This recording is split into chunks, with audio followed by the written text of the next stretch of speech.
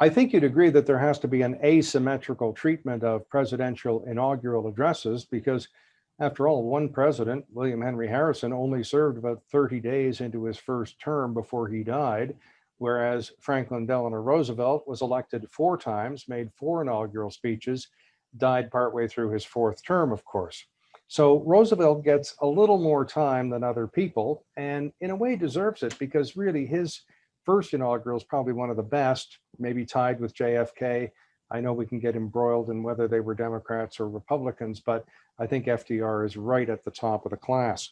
He was the first president to use radio extensively, and his first address was broadcast. He got right to plain speaking language. Quote, to speak the truth, the whole truth, frankly and boldly.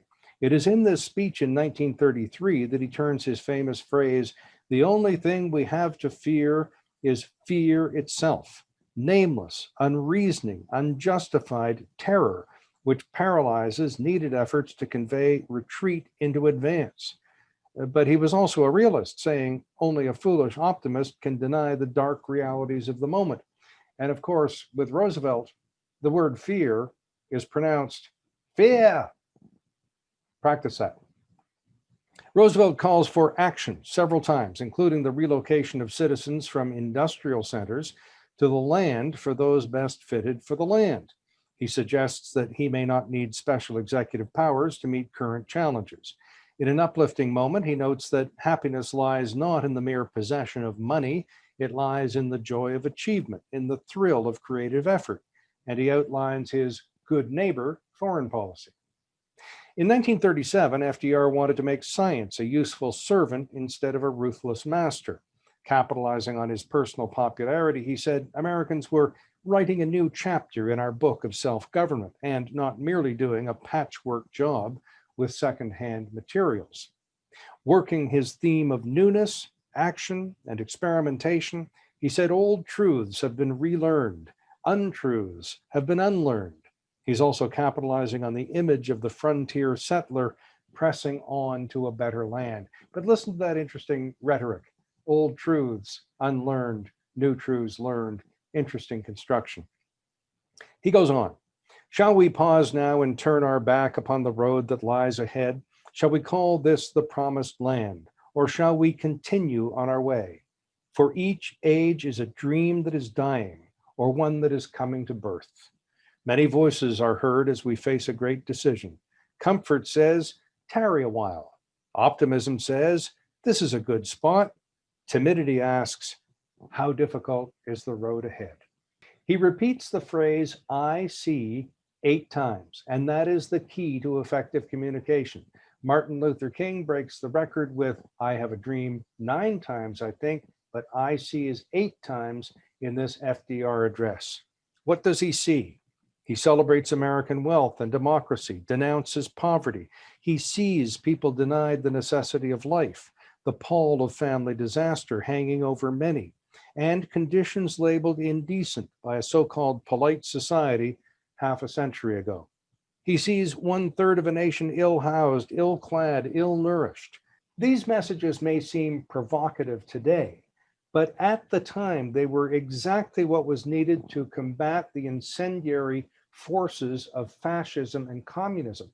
FDR was essentially fighting a 2-front political war, and he did so well.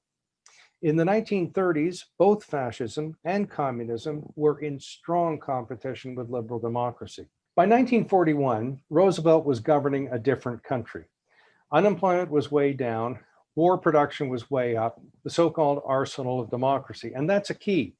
Although the New Deal did marvelous things, the Works Progress Administration built all kinds of post offices and public buildings and refurbished things and planted trees and so on, it was really World War II production that reduced unemployment to almost zero. Well, isolationists even were looking at the war in Europe and they were worried. The president focused on an uplifting message about the repair job he'd done on capitalism and democracy. Lives of nations are determined not by the count of years, but by the lifetime of the human spirit. FDR met bad news and rumors directly and dealt with them.